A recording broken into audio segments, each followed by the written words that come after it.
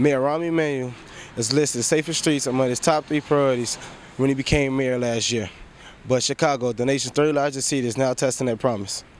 Homicides are up by 38% from a year ago, and shootings have increased as well, even as killings has held steady or dropped in New York and Los Angeles. In the month of August, over 50 homicides were committed, and the total exceeded 350 for the year, a number not reached until late October last year.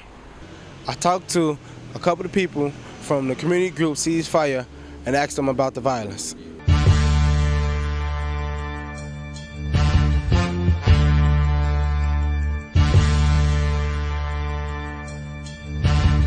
Where there is no one cause for the violence that's going on in Chicago, there'll be a number of issues. It could be personal conflict, domestic.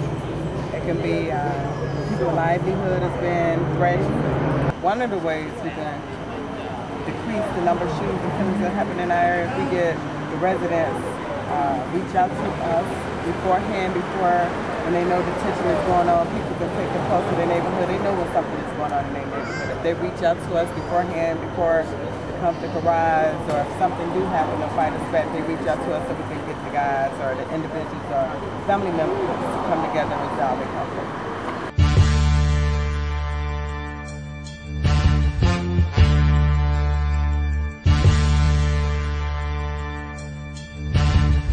I think it would increase crime, because what people don't realize, when you have a weapon such as a gun, any type of anger can trigger you off, and you can take the life of anyone out of anger. But once you diffuse that anger or you calm down, then there's regrets. So being from the projects and having been in the midst of gang violence, carrying guns and drugs myself, it was best that I didn't own a gun. So the guns that were in my home, it was important that I got those guns out and changed the people, places, and things that were triggering me to be a part of the violence. According to ABC7 and Red Eye Chicago, during the month of July, there were 49 homicides across the city, down from 55 homicides in July 2011. Media reports began to speak as if the police have gotten things under control. However, August began with a flurry of violence with 14 homicides in the first 9 days. 2 of the homicides affected me personally, as they happened a couple of blocks away from my home.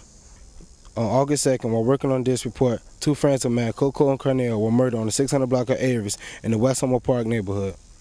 They both was only 16 years old. This made me realize that in many areas of the city, their life can be taken away in the blink of an eye. Many times, police don't even show up until after shots have been fired, and by then it's too late. According to Chicago Sometimes, so far this year, Chicago residents faced a murder rate higher than the U.S. troops in Afghanistan.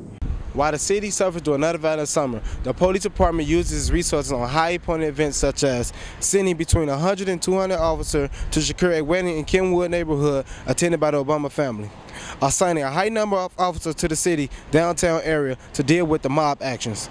I'm not saying that these high-profile events don't deserve police protection. I just feel like the rest of the city deserves the same level of protection. This is Margaret Johnson with the West Side Writing Project.